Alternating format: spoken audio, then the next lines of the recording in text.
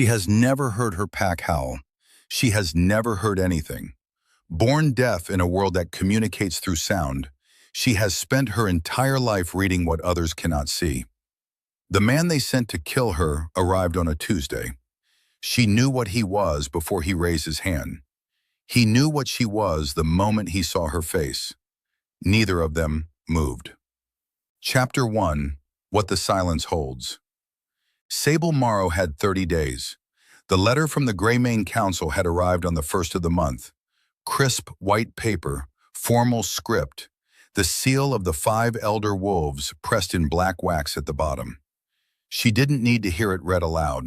She'd been reading Wolf Council script since she was 8 years old, taught by her mother in the specific, urgent way of someone who understood that a deaf wolf in a hearing world needed every advantage available. The letter said, "Present yourself before the council within 30 days with sufficient evidence of your bloodline claim to the Morrow lineage, or forfeit all territorial rights, pack membership, and the protections thereof." The letter did not say what happened after forfeiture. It didn't need to. Sable folded the letter and set it on her kitchen table and stood at the window of her small house at the edge of Greymane territory and watched the forest in the morning light. She couldn't hear the birds. She couldn't hear the wind in the trees. She had never heard either, had never heard anything, had been born into a silence so complete that the world was entirely a visual language to her. Motion, light, the specific vocabulary of bodies and faces, and the way air moved differently when something significant was approaching. She could feel the pack, though. That was the thing the council seemed determined to forget. Deafness was a human condition applied to a wolf biology, and wolf biology ran on frequencies that had nothing to do with sound. She felt the pack the way she felt weather, in her bones, in the specific pressure of the bond layer that every wolf carried. She felt their moods, their alertness, their distance. She felt when they ran and when they were still. She felt the specific dissonance of a pack that had been arguing about her for 2 weeks. She had 29 days left when she felt the stranger enter the territory. Not pack. The frequency was wrong. Not absent, not human, but different. A wolf who was not Greymane, carrying a purpose so focused it had its own shape in the bond layer. She'd felt focused purpose before, in the older wolves who ran the territory borders, in her mother before she died. This was different. This was pointed, aimed at her. She turned from the window. She picked up the letter and folded it again and put it in the drawer. Then she unlocked the back door, not to run, she was done running, and sat in the chair by the fireplace and waited. He came through the front. She felt the door open more than saw it, the change in air pressure, the shift in light under the gap. Then he was in the doorway, and she was looking at him, and everything the next 30 days was going to become was already decided, though neither of them knew it yet. He was tall, dark coat, dark hair, the kind of stillness that belonged to someone trained to be invisible, and was therefore, to her, completely visible. His eyes were wolf gold, not Greymane gold, a different shade, older and colder, and they were looking at her with an expression she cataloged in the first second. Surprise, contained, managed immediately. But there, she knew that expression. She'd spent her entire life reading faces with the precision of someone for whom faces were the primary language. That expression meant, "This is not what I expected." She signed, without thinking. "What did you expect?" He stared at her hands. Then he looked at her face. Something moved in his expression that she couldn't fully categorize. It had components she recognized individually, but had never seen in that specific combination. Assessment, recognition, and underneath both of them, fighting to stay below the surface, something that looked very much like the beginning of a problem he hadn't planned for. He raised his right hand, not toward her. He raised it with the specific, careful deliberateness of someone who understood they were being watched by someone who read hands, and he signed, slowly, imprecisely, the signs of a person who knew the language academically rather than fluently. One word. Wait.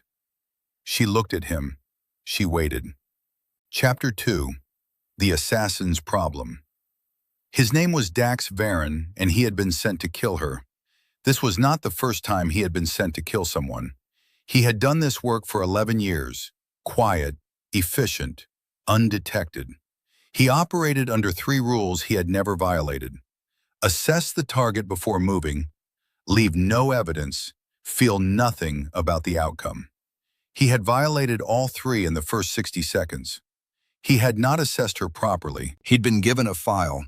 Sable Morrow, 26 years old, peripheral pack member with a disputed bloodline claim, isolated, low threat.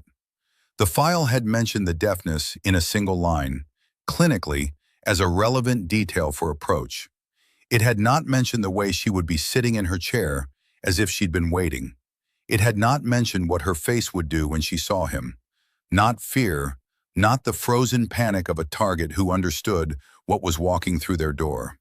Something else. The specific, composed assessment of someone who had been reading dangerous situations their entire life and had decided at some point to stop being afraid of them. He had not left any evidence yet, but he had left something worse. He had signed to her. One word, involuntary, the reflex of someone who had spent years learning to communicate in silence for operational reasons, and had applied that reflex without thinking. And now she knew he knew her language, and he had felt something the moment he saw her face. He was standing in her living room, and she was sitting in her chair, watching him with dark eyes that missed nothing, and he was doing something he had not done in 11 years, recalculating. The bond hit him approximately 30 seconds after he crossed her threshold. He had been briefed on fated bonds. He had, theoretically, understood them. The biological recognition, the irreversibility, the specific way they announce themselves. He had been briefed the same way he'd been briefed on everything, clinically, completely, with the assumption that information was sufficient preparation. Information was not sufficient preparation. It was like a door opening in a wall he'd believed had no doors. Sudden, total, rearranging every spatial understanding he'd had of the room. She was there, and the bond knew her, and every trained instinct he had screamed in one direction, while the bond pulled with absolute certainty in another. She was watching his face.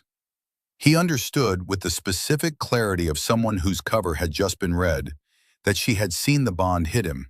She had seen it in his face the way she saw everything, directly, completely, without the filter of sound that most people use to process the world. She signed, "You didn't know." He signed back, because there was no longer any reason not to. "No." She studied him for a long moment. Then she signed, with the measured precision of someone choosing words carefully, "You came here to kill me." He could have denied it. He was trained to deny it, trained to reframe, redirect, manage the narrative. He looked at her hands and her face in the 31 years of reading the world through silence and knew that denial was not a functional strategy. He signed, "Yes." She nodded. One small, complete nod. The nod of someone receiving information they had already half known and were now simply confirming. Then she signed, "Are you going to?" He looked at her. He looked at the bond, which was not a metaphor, but a physical reality he was now standing inside of, which had made certain decisions without consulting him. He signed, "No." She stood up. She walked past him to the kitchen. She put the kettle on. She turned and signed from across the room. "Then sit down. We have things to discuss." He sat down. He thought, "I am in significant trouble." Chapter 3.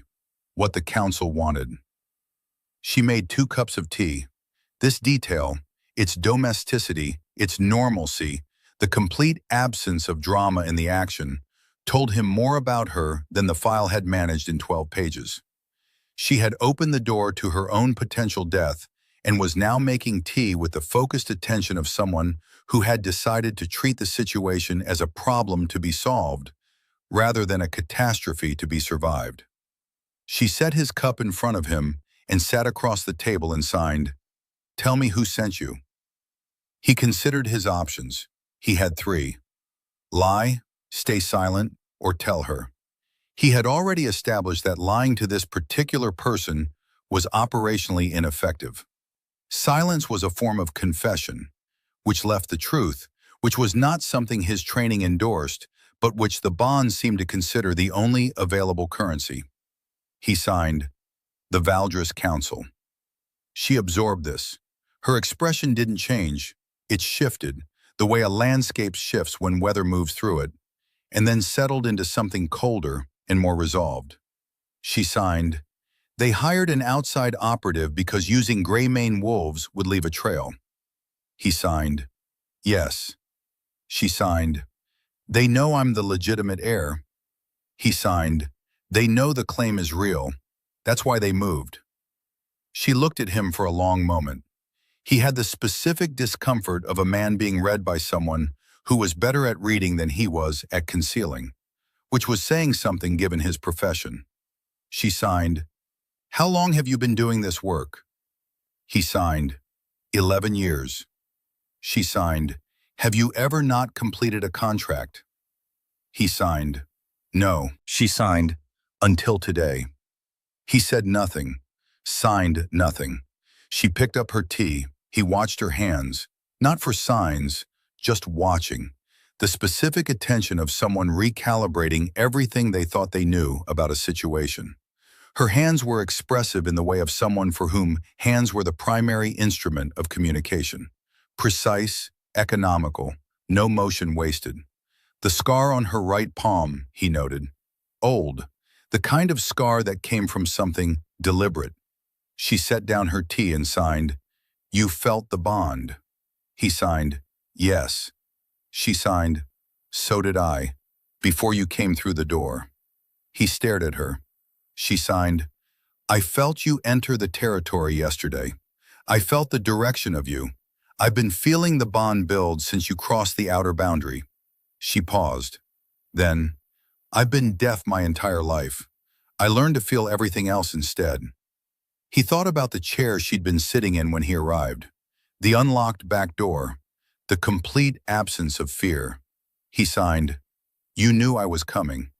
She signed, "I knew something was coming. I didn't know it would be you specifically." He signed, "You weren't afraid." She looked at him with the dark eyes that had been cataloging him since the first second. She signed, "I've been afraid my entire life. I decided to stop about 4 years ago. It didn't change the things that were dangerous. It changed how much of my life they took up." He sat with that. She signed, "I have 29 days. The council wants my bloodline claim dismissed, so the Morrow territory reverts to contested ground. Valdres has been positioning to absorb it for 2 years. If I'm gone before the 30 days expire, the claim dies with me." He signed, "I know." She signed, "You're not going to complete the contract." He signed, "No." She signed, "Then you have a problem, and so do I." He signed, "2 problems." She signed, "1 problem, shared." He looked at her across the kitchen table with the tea between them and the bond running like a current through everything, and thought, "She is right. It is 1 problem, and I have absolutely no plan for it." She signed, "Can you help me prove the bloodline?" He was quiet for a moment. Then he signed, "I know where the records are, the ones Valdres had buried." Something happened in her expression. Not relief. She was too careful for relief. Something more precise. The look of someone whose calculation has just found an unexpected variable that changes the entire equation in their favor. She signed, "Then we have 29 days." She slid his tea toward him. He picked it up. Chapter 4. Learning each other's language. He stayed, not because he had nowhere else to go. He had safe houses in 4 territories and enough resources to disappear completely. He stayed because the contract was void the moment he'd signed no to her question, and the organization he worked for was going to send someone else the moment they realized he'd gone silent, and someone else would not know what he knew, would not feel what he felt, and would not sit across a kitchen table having tea with her at 7 in the morning. He told himself these were the operational reasons. He slept on her couch. She gave him a blanket with the specific, practical generosity of someone who had learned not to make gestures larger than they needed to be, and he understood, from that single action, a great deal about her life. In the morning, she was already up, at the table with documents spread across the surface. The letter, a packed genealogy she'd been compiling, 2 maps. She looked up when he came in and signed, "Coffee is made." He poured himself a cup and sat across from her. She slid a document toward him. He read it. It was a partial genealogy. The Morrow bloodline traced back 4 generations through records she'd assembled herself, with gaps where the Valdres interference had excised documents from the official archive. He pointed to the largest gap and signed, "This is what they removed." She signed, "Can you get it back?" He signed, "I know where the physical copies are. A Valdres vault in the Northern Territory. 2 guards, basic security. 3 days to get there and back if we move now." She looked at him. She signed, "We." He signed, "I'm not leaving you here. They'll send someone else within a week." She was quiet for a moment. Her hands were still in her lap. She thought with her hands the way hearing people thought in words, and when her hands were still, she was processing something deeply. She signed, "I need to understand something first." He signed, "Ask." She signed, "You do this work because you choose to, not because you were forced." He signed, "Yes." She signed, "Why?" He looked at the table. The honest answer was the only functional answer in this kitchen with this woman. He signed, "I was pack-raised. Eastern Territory. My pack was absorbed by force when I was 17. Alpha killed, wolves dispersed. I had a specific skill set and no home, and someone offered me work that used what I had." She watched his hands. Then she signed, "You've been homeless for 17 years. He had never thought of it that way. The word homeless applied to a wolf had a specific weight that homeless applied to a human didn't have. Wolves were territorial creatures, pack-bonded. The loss of pack was not metaphorical loss, but biological loss. He signed, "I suppose." She signed, "I've been homeless my entire life, inside a pack that never knew what to do with me." He looked at her. She signed, "A deaf wolf is an anomaly. My mother understood me. When she died, I was the only person I knew who signed. The pack, they tried, some of them, but trying is not the same as understanding, and I learned the difference early." He signed, slowly, "How did you learn to sign?" She signed, "My mother taught me. She learned it herself when I was born. She signed it for me once. She said, 'If the world comes to you in a language you can't hear, then I will learn the language you can.'" He sat with that sentence for a long time. She signed, "She died 4 years ago. When the pack said they couldn't confirm my bloodline without the records that Valdres had already removed."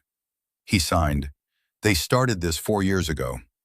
She signed, "They've been planning it longer. My mother knew.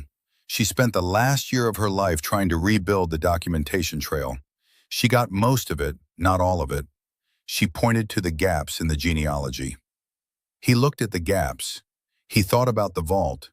He thought about 17 years of operating alone and the specific exhaustion of it, the weight that he'd learned to carry so automatically that he'd stopped feeling it as weight and had started feeling it as just the shape of himself.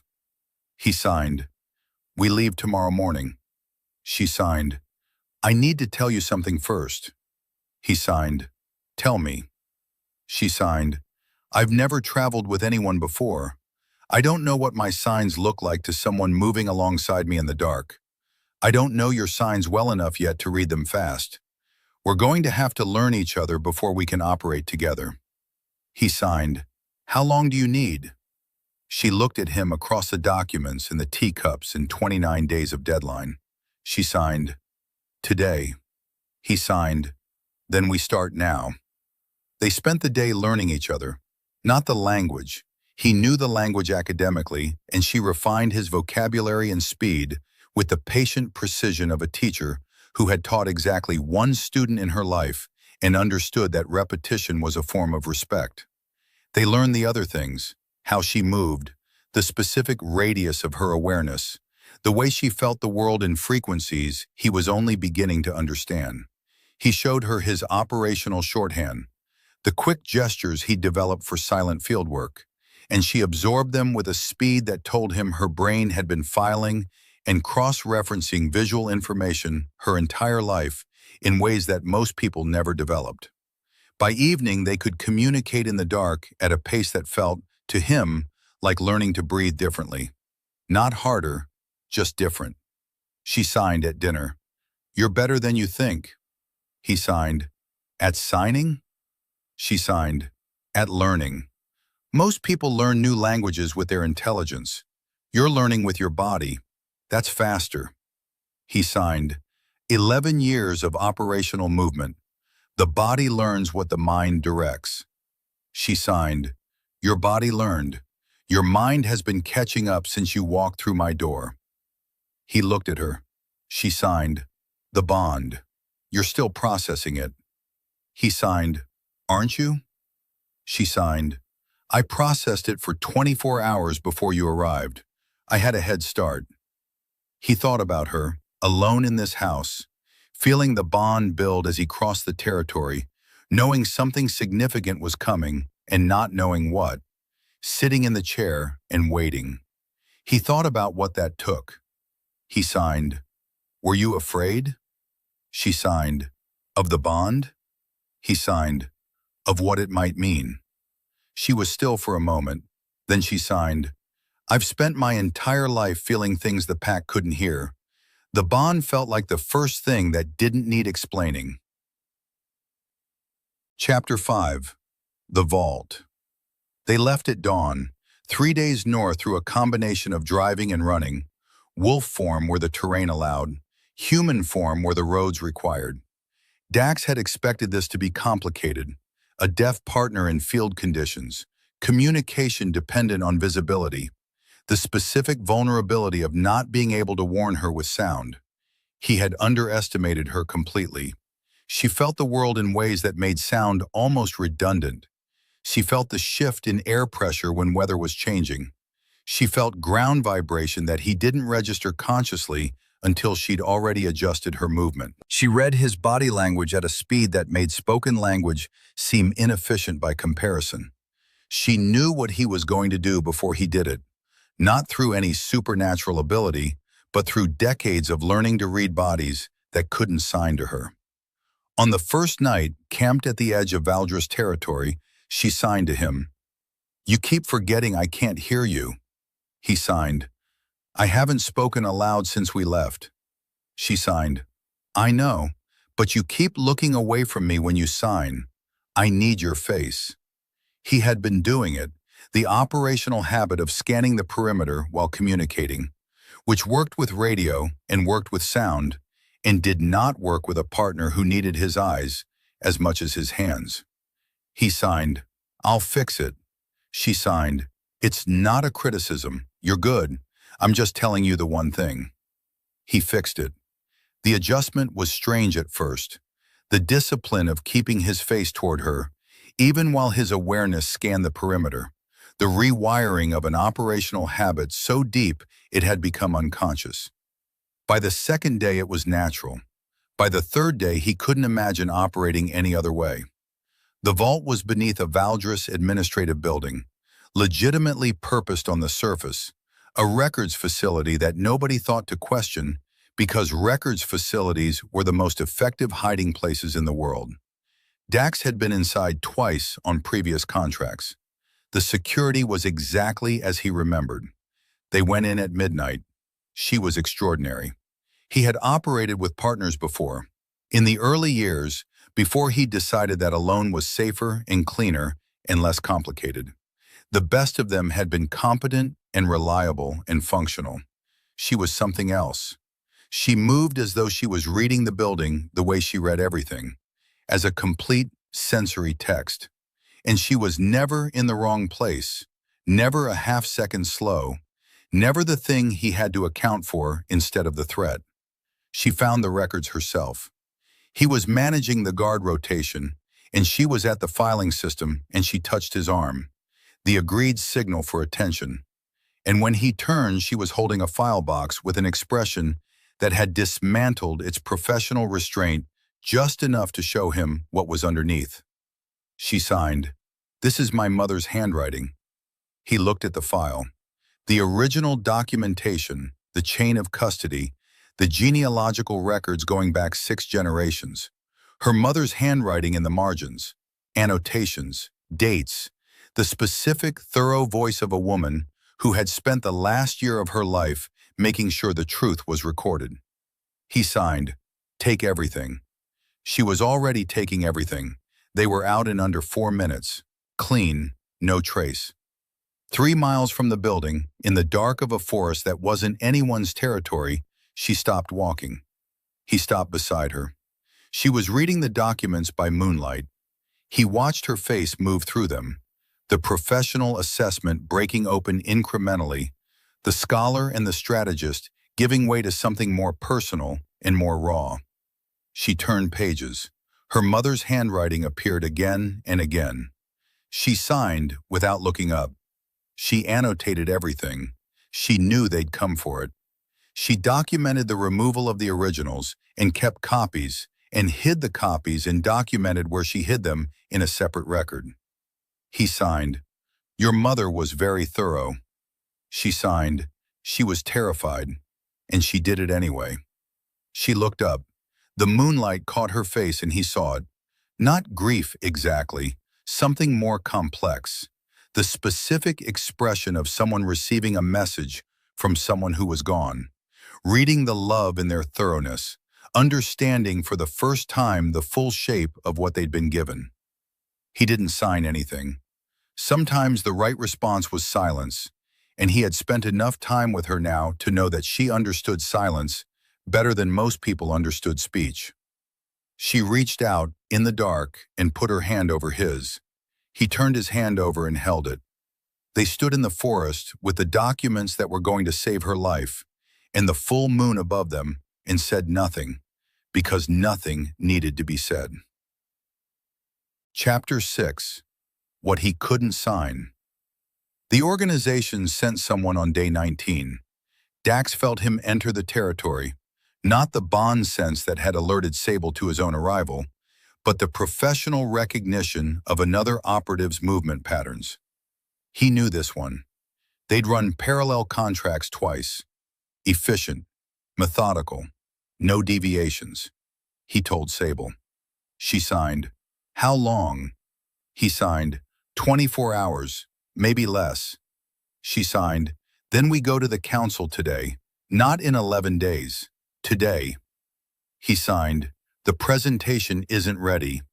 She signed, "It's ready enough.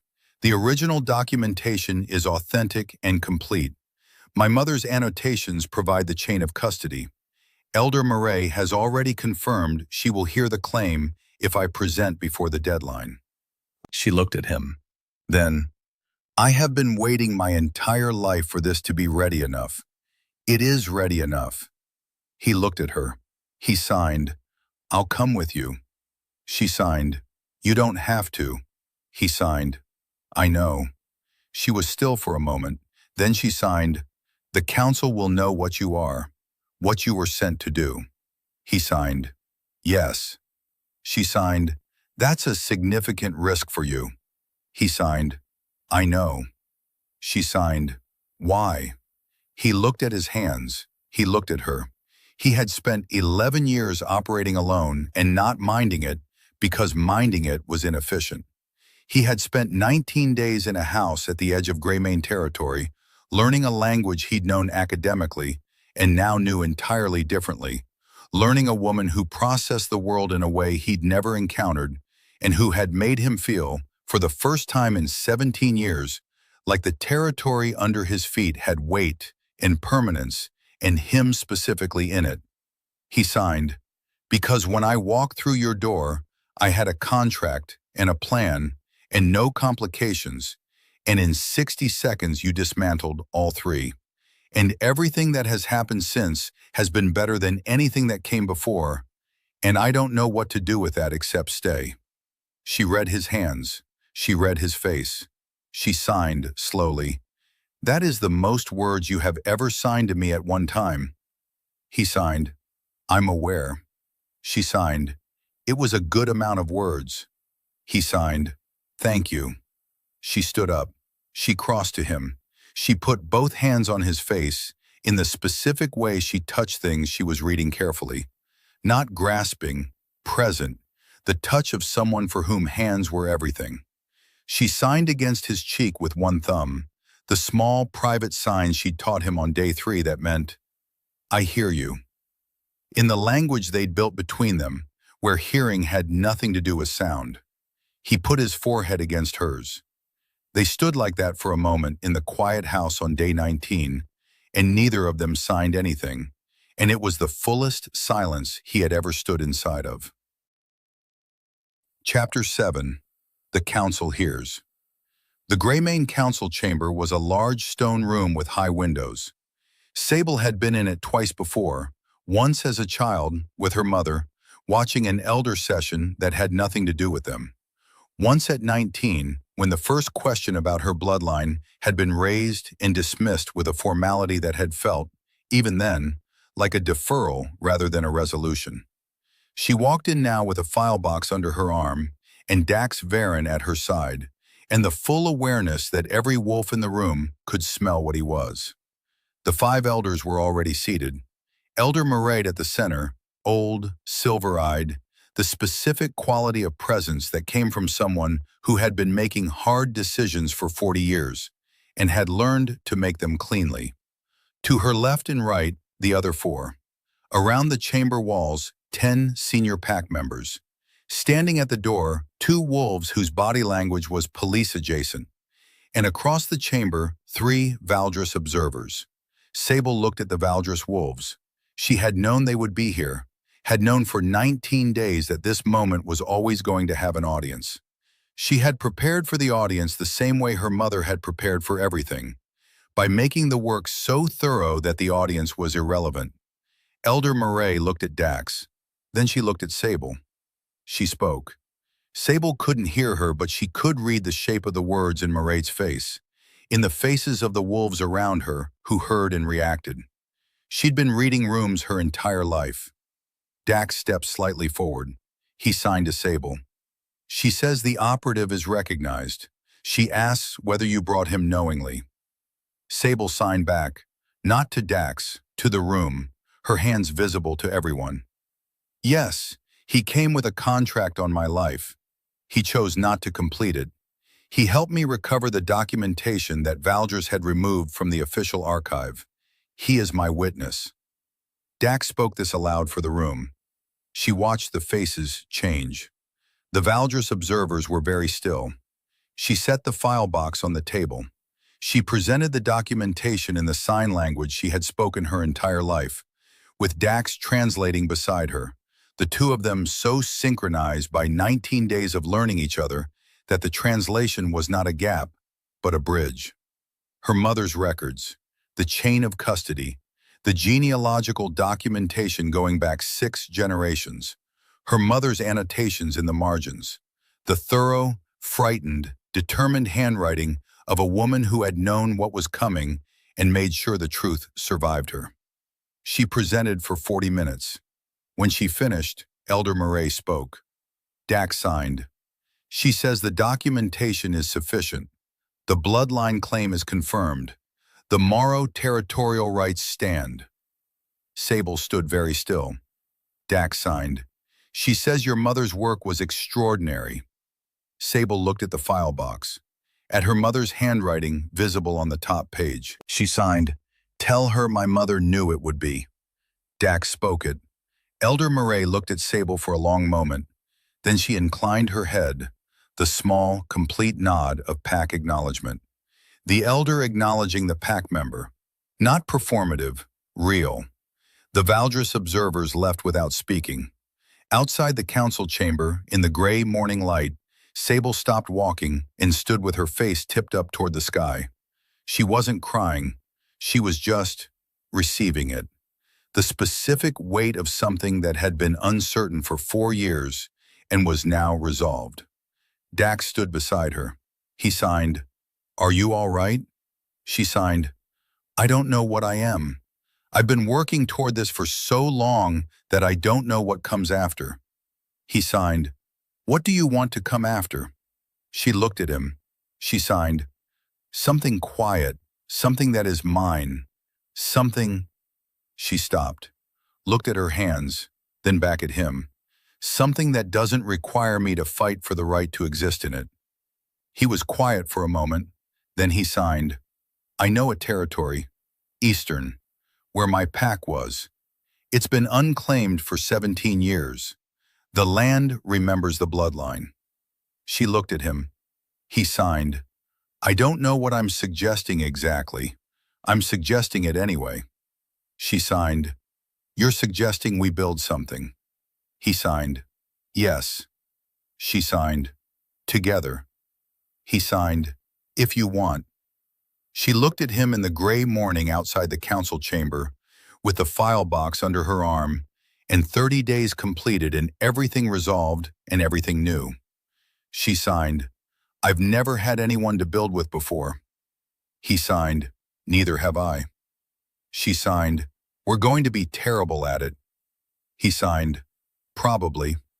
She signed, "And then we'll get better." He signed, "Yes."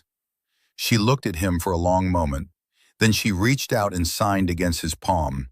The small, private sign from day 3. "I hear you."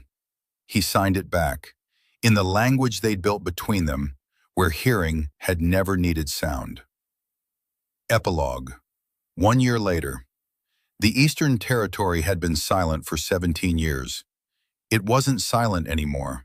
12 wolves had come in the first 6 months, strays and peripherals, and wolves who'd heard through the specific informal network of the wolf world that something was being built in the East, something that had room in it for the ones who'd never quite fit anywhere else.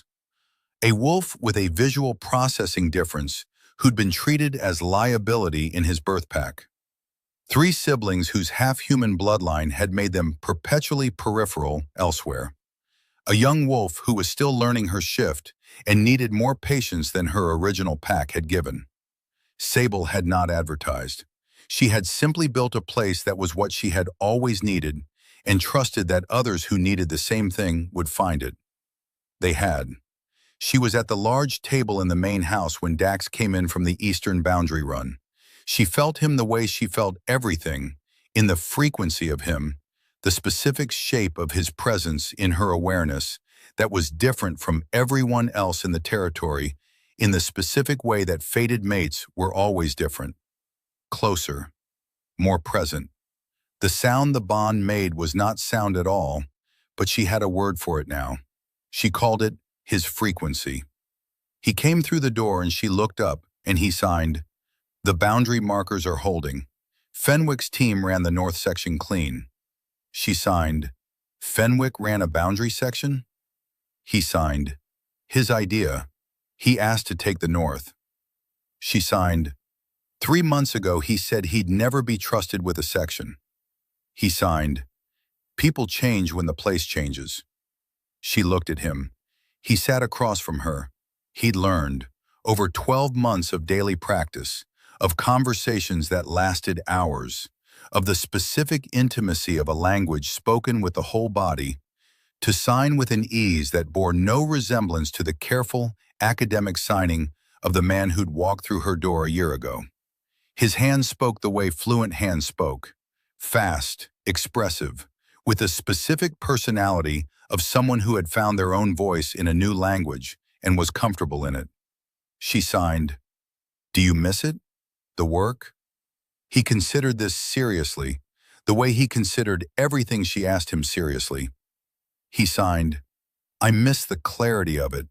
One objective, one outcome, everything else irrelevant." She signed, "And now?" He signed, "Now everything is relevant. It's noisier."